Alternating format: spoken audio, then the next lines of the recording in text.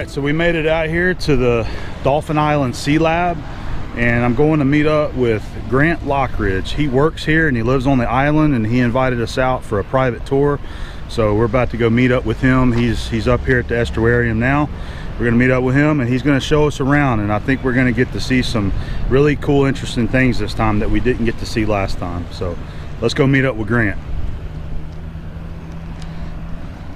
All right guys, so this is Grant Lockridge, and he's the one that works here at the Sea Lab and invited us out, so he's gonna come and give us a tour of the place. Hey, nice to meet y'all. The majority of the animals that are here on display come from a byproduct of the research that's being conducted. So there's 4 major habitat groups. You've got the Mobile-Tensas Delta, which is to the north of Mobile Bay. Mobile Bay itself, coastal beach zones or barrier islands, and then offshore. And there's research being conducted at the Sea Lab at all those different environments. And you know, if a group's out pulling a trawl, a lot of times Estuarium personnel will go along and inspect the catch to see if there's any interesting animals. And if there are, they'll keep them alive, put them through an acclimation period, and then end up putting them on display here. So most of the animals that you see are caught as part of the research that's going on here at the Sea Lab. These were collected off of an oil rig about 60 miles south of Dauphin Island about a year ago. They're actually an invasive species. I'm not sure when they got introduced. The coral? The corals, yeah, the two corals, the yellow things. Okay. And you see the one down here on the bottom that's got its fingers out a little bit. Oh yeah. They're filter feeders, so when they're getting fed, they'll all stick out and it turns into what looks like a bush or a bunch of flowers. And they're really, really, really pretty. But they're filter feeders. Okay. And they like really clear, really salty water. And because of the Mississippi and the Mobile Bay discharge, the top half of the water column is freshwater, and so these guys don't start showing up until you get down to about 100 feet. And then right around 100 feet, you run into that really clear, really salty water, and it's like somebody. If you look at the leg of the oil rig, it looks like somebody drew a line around it. And above it, they're not there. Below it, they're there. It's really, really, really cool. Okay. But they've just coated the legs of the oil rigs. So you can go out to the rig and actually remove those from the rig and bring them in, and they survive? You know, you shouldn't do that unless you kind of are doing it for a purpose. You know, there's research behind it, right, or collecting it specifically for the estuarium for educational reasons. Right. Okay. But yeah, you can. And it takes a lot of expertise. They are filter feeders, so they have to be kind of pipette fed multiple times a week. Okay. So it takes a lot of babying to keep these guys alive, or at least get them transitioned from a wild animal to something that's used to getting fed by humans at periods, at certain times. Okay. It's obsolete now, but they still keep it for historical reasons. And you see the legs and the struts going across. Those are replicates of what the actual underwater structure of the lighthouse looks like. I think I caught that. I didn't have the camera on, but you said this was for the lighthouse? Yeah, so it's meant to mimic the structure of the lighthouse. Okay. And these are the animals that you would typically see around Middle Bay Lighthouse. And I say see with kind of an asterisk next to it, because the water is usually so turbid or dirty or unclear at that point you actually can't see anything. But these are the animals that you would typically find in that area. Okay. And Grant was pointing out that this guy right here is a snook, and not normally found in, I guess, this far north in the Gulf, right? Right. And a boat captain out there actually, somebody caught that and they kept it and they brought it in here to the facility to put in the tanks here. So one of the things that they're calling us to do pretty regularly is clean the tanks. So we have to get in and clean them, and or move the gravel around. Right. So the eel likes to dig a hole in his little rock area, so you can see the pipes, and the estuarium managers don't like that, and so they say you need to fill that back in. And so when he's in there, I'm wrestling with him, trying to push rocks in his hole, and he's snapping at me saying, "Stop that!" You know. So it's easier just to yank him out. And so what you probably saw was them training him so that they could get him out easily. And they do that, you know, whenever they feed, you know, they put the net in and put his food in the net, and he comes up, gets in the net, and they pick him up and put him in the cooler, let him sit there, and then put him back in the water, just so that when I have to get in the tank or someone has to get in the tank, they could very easily get him out rather than have to chase him around. Yeah, they were feeding the fish last time we were here, and they very easily just kind of scooped the net around them and held them. They didn't pull them out of the water; they just kind of held them there. It's probably them training him. Okay. Exactly. Very cool. So I was surprised last time that it's actually scamp in there, correct? Yep. That's the scamp. So I was expecting to see a grouper in there. You guys ever put grouper in here? So the scamp is a type of grouper. Right. I do know that it's a type of grouper. I just know that you sometimes you'll catch a grouper and sometimes you'll catch a scamp. It's the same thing. It is the same thing? So it's like saying a shark, right? Yeah. There's a great white, there's a black tip, they're all different types of shark. Yeah. Right? Okay. So a scamp is a type of grouper. Okay. Gag is another type of grouper. That's what I remember the captain talking one. We used to do charter fishing, and they'd call it gag grouper, and then we'd catch scamp. So those are two common species that we have here. Are gag and scamp. You see this guy right here, kind of on his side. This is the triple tail that we were talking about on the other tank. Oh yeah, he's a big one. That's a big one. There's another one right up there too. Triple tail, a blackfish. Okay. Yeah, I think that one's a gag. And that one's a scamp. Oh, okay. So the scamp's over there, and it's funny, man. Those guys are just so calm and chill, but they'll freaking like swallow up a whole fish, won't they? Yeah, they're top of the line predators. I'm pretty sure he's a gag.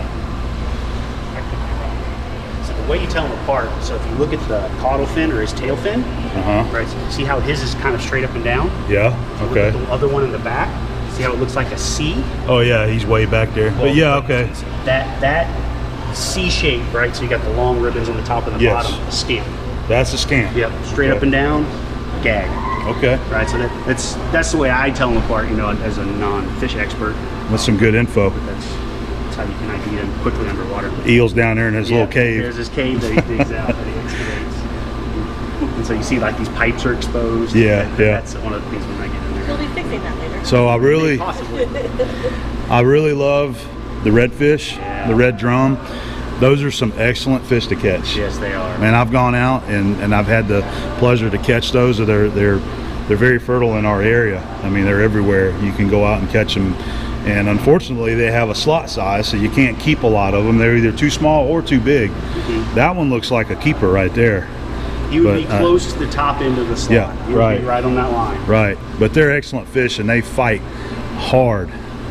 Yeah. But I've never caught one of those. You said those are triple tails? Triple tail. I've never. Fantastic eating, like better than, like orders of magnitude better than everything else. Wow. I'm gonna have to try that since you. When people eat triple tail, I mean their eyes just go big. It's like, oh my god, this is so. That's this guy right here, a triple tail. But we love catching those scamp and those groupers too, man. Those things are, it's like pulling up a log. Those things just sit there, man. They don't want to come up. And then we got our red snapper. There's a red snapper there. And I kind of wish y'all had a big giant red snapper up in this tank, man. They get big. They get bigger than anything else that's in here. Bigger than the grouper that you see.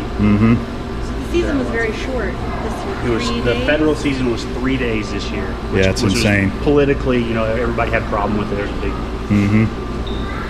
beyond our control. There's a small lionfish there. So this is kind of like what you'd see on an oil rig leg. Yep. Kind of life cycle. They only live about a year and a half.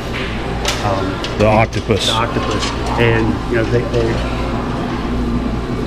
I've found them offshore, and I want to say communities, but I think they're pretty solitary. Like they're territorial in a small area. They don't like to interact with each other.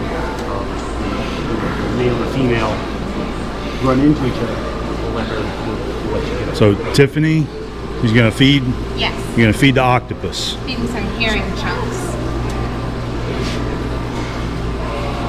See him coming out. Oh yeah, there he is. Oh, he's a lot bigger than I thought.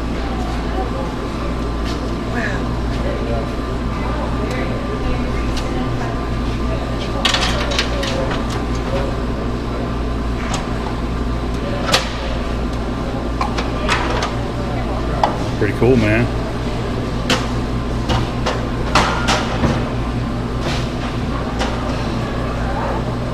So is he eating it right now, that chunk of food? Yeah, so pulled it into his beak, which is in the middle of his legs. Right, okay. He's munching on it now. And he's up at the top, he's looking for more. Okay. They're really, really intelligent. They're about as intelligent as a dog. Okay. Really, really intelligent. Teach them tricks. They recognize people. I've had some of the ones that I've caught are aggressive towards me when I come up and stand in front of it because I was the one that caught them offshore. Oh yeah. So they're aggressive. Really, really smart animals. But they only live about a year and a half, and the male and the female, you know, they don't have sex like a normal, like two normal opposing sex would have, but they'll actually do this.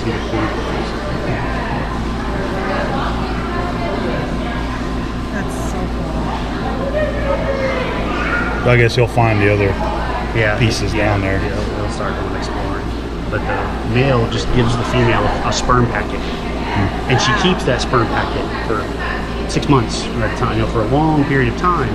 And when she's ready, she will fertilize her eggs, and then lay them inside of her hole. And when that happens, she will no longer eat, and she will no longer leave her hole. Right. So at that, when she decides to fertilize and lay her eggs, then that's the end of her life. Okay. And that's just the normal life cycle. And so a lot of the octopus that we have on display will, you know, curl up in their hole and not come out. They'll go in there and look and show a bunch of eggs, and they'll be like, well, that's the end of that one. So after that, you get about 2 weeks before the eggs all hatch. Okay. And they've never had any success, not just us, but anywhere has never had success at growing them in aquarium settings. You have to have another natural. Why do you think that is? I think they're just really sensitive plankton when they first hatch out, and we can't mimic the stability of the offshore conditions that they need. They are very sensitive anyway. And so I have to go out. So 2 or 3 times a year, I usually have to go out and make special trips just to collect octopus for the estuary. And it's a lot of fun. I got some good videos of doing that. Ready to go next. And you can go in there and play with them. Oh, that's let them cool. play with them. This is where we keep the animals that are acclimating. So when you first catch them, you know, you can't just throw them straight into the tank. You got to get them adjusted, make sure they're not sick, make sure they're not contagious, and/or backup animals. So like an extra octopus, typically. There's not one now, but this is the kind of stuff that we usually keep in here. There's some really interesting stuff as you walk around. Okay. You said the building used to belong to the Air Force? Yeah. So the Dauphin Island Sea Lab used to be an Air Force base, an Air Force radar detecting base. Oh, okay, cool. And this building that we're in was their radar dome, which is now repurposed for animal husbandry. Okay.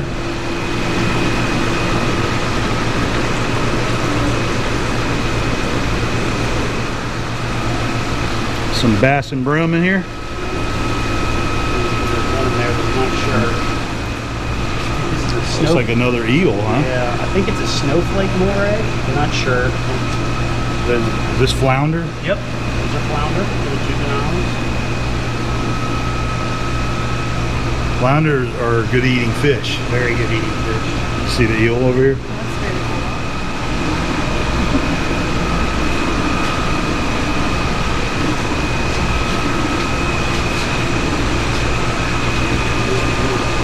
Very, very, very venomous.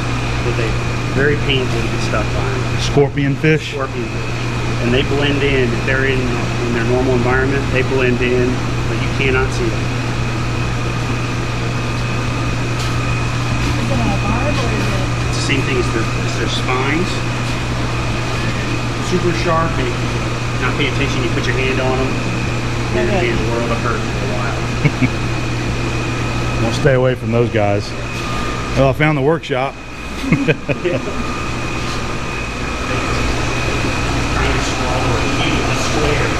Solid squares with sharp edges.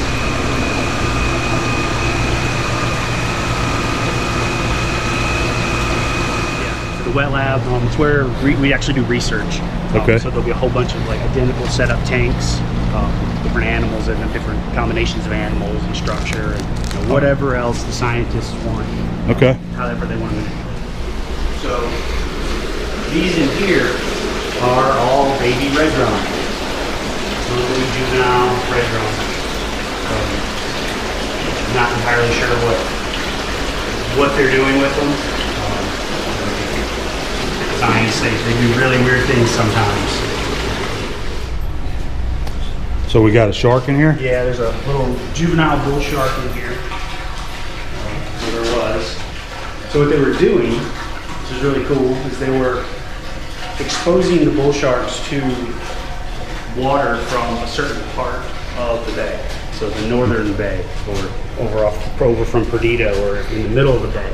And the different elements or different minerals and elements that are in the water from a certain area lay down as the animal grows in its skeleton, right? So these are cartilaginous, so in the cartilage structure of its bones, and you can go in and look for that structure.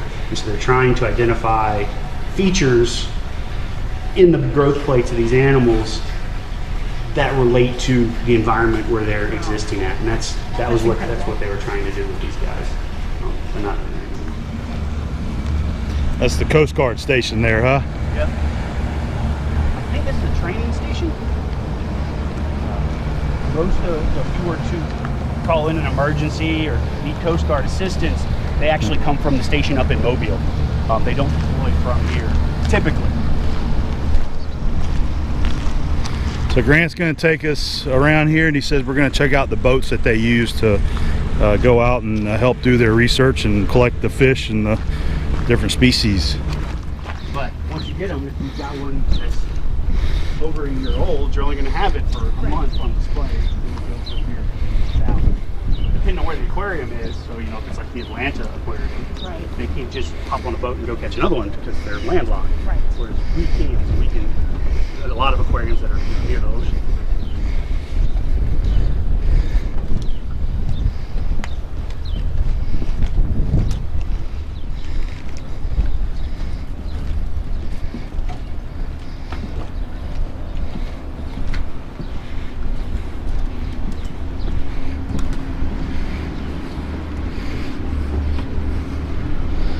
That's your step.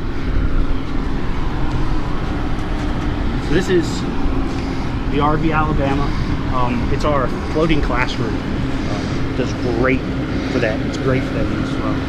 Easy medical, go inside and look inside. But it's laid out perfectly for having 15, 20, 25 undergraduate, high school, middle school kids on here and an instructor, and they'll take it out and they'll do trawl nets, they'll do long line fishing. Some of the gear that you have on here is more oceanography related, so it's physical sampling. Fantastic floating classroom. That's what we use it for. So that winch is actually what got me started watching your channel. Oh, really? That winch right there. All right, so you must have been doing some building or repair or what? You had to do some machine work? I was converting it from just a normal 12-volt load-bearing winch into a data winch. And so that cable that's on it's actually got a copper conductor inside of it that I can communicate with the instruments through it to a computer inside, so I can see what the instrument's actually doing. I can see what salinity it is, what temperature, what depth it's at inside, right? And to do that, so if I'm paying the winch out and reeling it in, and I have a plug that I plug into it, right, that plug will sit there and spin, and you can't have that. And so you gotta have something called a slip ring. And that's what this is. That's what this unit is. Okay. And so that's what I had to add on to it. I had to add on this slip ring onto the winch. And so the cable goes into the main shaft, this stainless shaft. Yeah. And then I had to drill a hole in that shaft that long right down the center, run that wire out, and then connect it into my slip ring so that I can communicate to it. And that slip ring allows that cable to spin and communicate through. That was. So you were trying to figure out how to drill a hole? I was trying to figure out how to drill a foot-long hole in a piece of stainless steel shaft. Nothing to it then, is it? Yeah. Well, nothing to it. I broke a couple drill bits. So man, maybe there's a better way to do this. You didn't go to Harbor Freight and get a drill bit, did you? No, I just used what we had on the shelf in there. All right. I was trying to figure out if there was a magic trick to drilling that hole. Grant told me that's actually how he found my channel. Was he was trying to do some machine work on, for some of the parts out here for the research, and that's how he found my channel. and he's been learning different aspects of machining through watching my channel, and that's how he found out that I came out here to the Sea Lab. So he did say he had a couple questions for me while we were out here. This is a data cable, so I can communicate through this cable with this instrument, and I can, you know, not only communicate but actually send it commands. So every one of these cylinders, right, is actually what we call a Niskin bottle. And so you open these up, you open all these up by hooking them on these little clips right here. And then you lower this down into the water, and at different depths, I can send a signal to it, and it trips this clip. The bottle closes, and it takes a sample of water from that depth. And so I can do that from a whole bunch of different depths. We've also got this guy here on the bottom.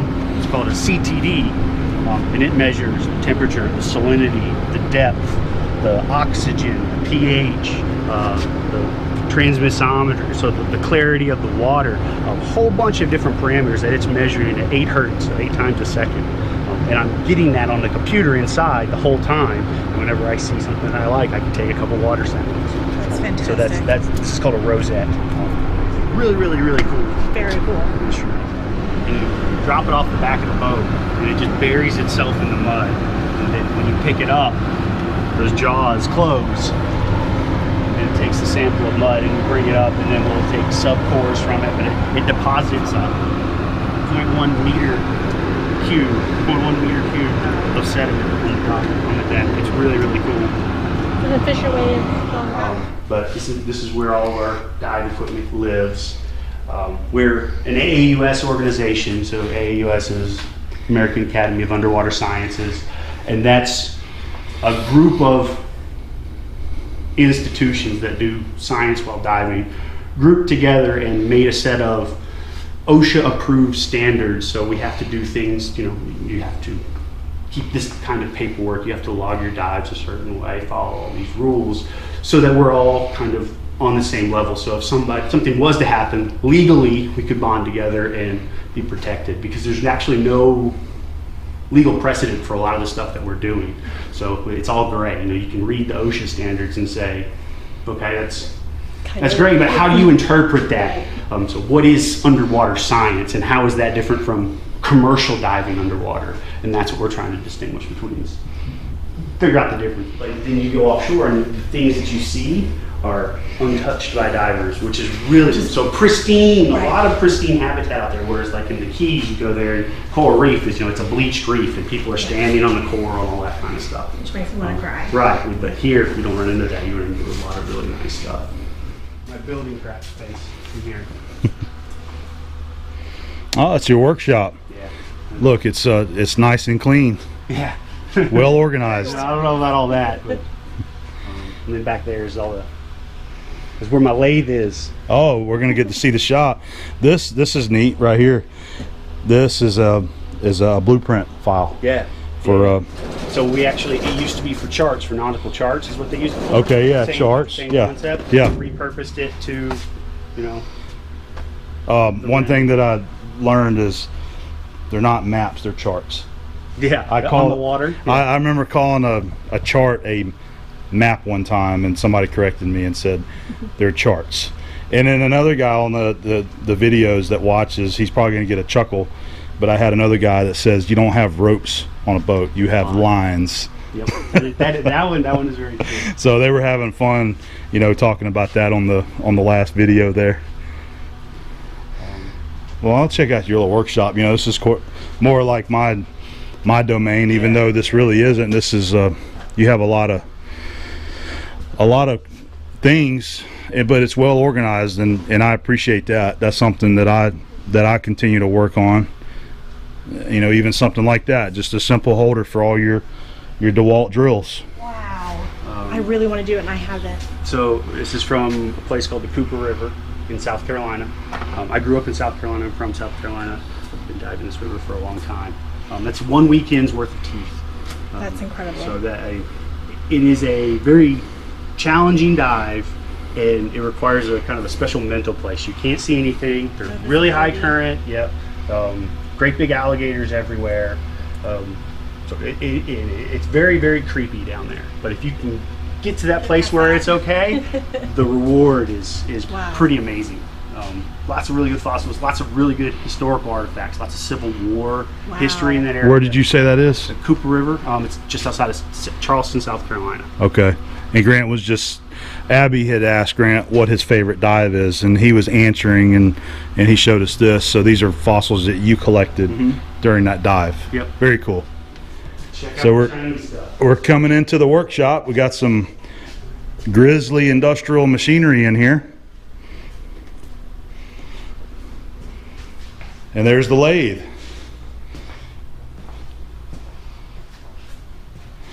The G0602, I believe one of my viewers, James, I believe that's one of the lathes that he had, but before the one that he's got now. It does very good for what I need it to. Well, that's pretty neat. So this is all equipment that is purchased by the lab itself, the Sea Lab. So this was actually purchased by one of our PIs, or principal investigators, one of the researchers. Okay.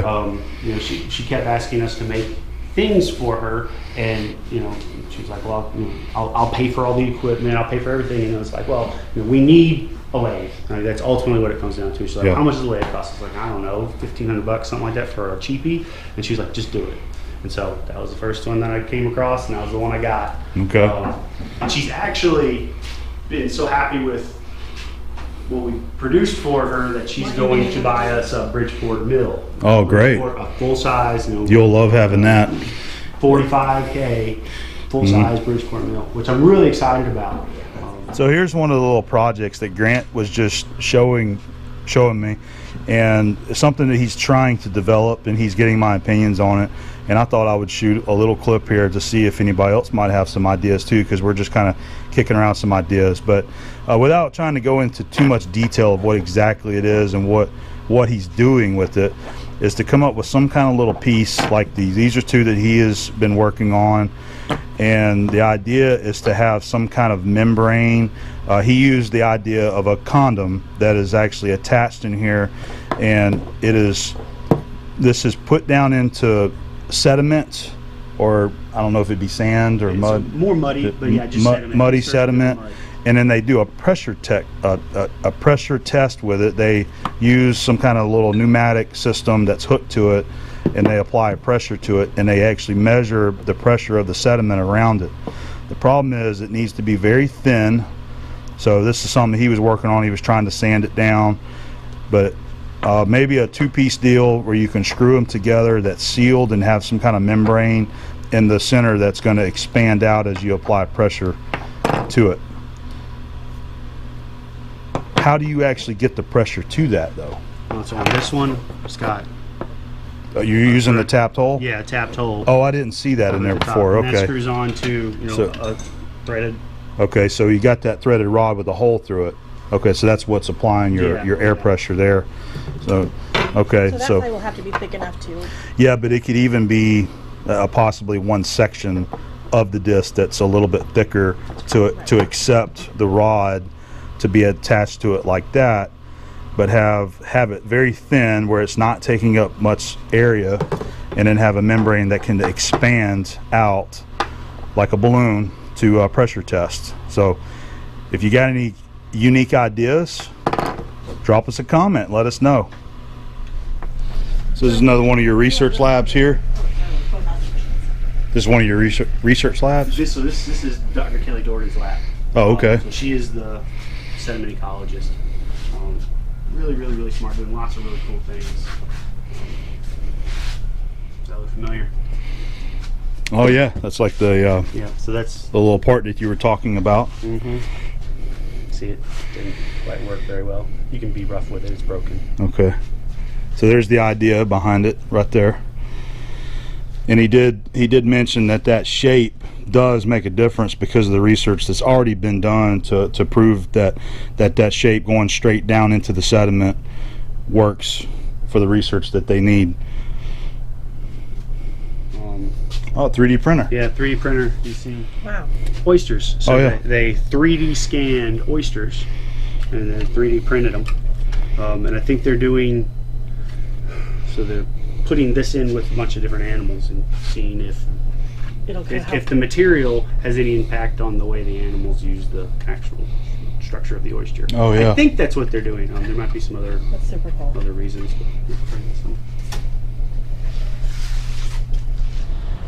All right, guys, that's the end of our tour here at the Sea Lab, and I just wanted to give a thanks to Grant for inviting us out here and showing us a more inside perspective of what goes on out here. All of the research that these guys do, it was just very, very great to see this. I just want to thank you. My pleasure, for man. bringing us out here. It was really fun, and just thank you so much for showing us this. Not just us, but the viewers too. More than happy, man. Thanks for everything you do. I learned a lot from your channel, and I felt like this was a good way to potentially get back to you. So thank you. All right, well, cool. Well, I hope you continue watching and learning a little bit about the machine work, and we're gonna really enjoy what we've seen out here, man. And I'm sure we'll be back. Awesome. All right. Thank you. So we finished our little tour down there at the Sea Lab, and Grant was telling us about this little place called Island Pizza. What was it called? Island Rainbow. Island Rainbow. So they do pizza, and they've also got ice cream and all kind of little sweets, Like amazing snow cones. Snow cones and ice cream, and they do pizza as well. So we're having us some late afternoon lunch. And what do you think about the tour today? It was amazing. Have you got anything that you'd like to say about the tour? I thought he was a really wonderful guide. I thought he gave a lot of information. I thought he was incredibly knowledgeable. He's claimed that he wasn't a fish expert, but I think he is. He's pretty knowledgeable with the fish. Very, very. And he knows what's going on around there too. He knows what's going on. I think he said that it employs 150 people. Yeah. So it gives a lot of jobs. I mean, I'm a huge fan of, conservation for the ocean and all those things. So they do wonderful, wonderful, wonderful work for that. So yeah. I'm a fan of it. I think the place is amazing, and I think you should definitely visit if you get a chance. And one of the things that one of the other ladies had mentioned, I forget what her name was that it's not just a place to go and see a few fish. I mean, they actually, their research actually means something that they're doing there. Right. They have lots of classes for children from, I think they said kindergarten all the way through college age kids. And I know he said they're getting ready to take a vessel out tomorrow for an oceanography class, which I wish I was taking. Oh yeah, I bet. And yeah, I mean, I think they do wonderful work. So I hope they just continue to do the great work they're doing, and it's a beautiful thing. Yeah, it is great. And I want to go scuba dive right now. I know you do. Yeah. The seeing the scuba dive tanks. Yeah. You were ready to get going. Yes, I am. Well, I sure enjoyed my time there too. So thanks for coming along. Thanks for inviting me. You'll be along. You'll be with all of them. Where's our next place? I don't know yet. We'll go something soon. Okay, awesome.